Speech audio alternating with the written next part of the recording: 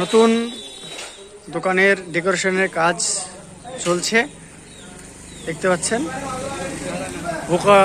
বুকাহারা ন্যাংড়ার মোড়, বুকাহারা মোড়ের থেকে নেমে এসে আকাশ স্টেশনের সামনে অবস্থিত হবে। কাজ চলছে। আলগাতে রাখলে বাইচা যায় তার পোকা।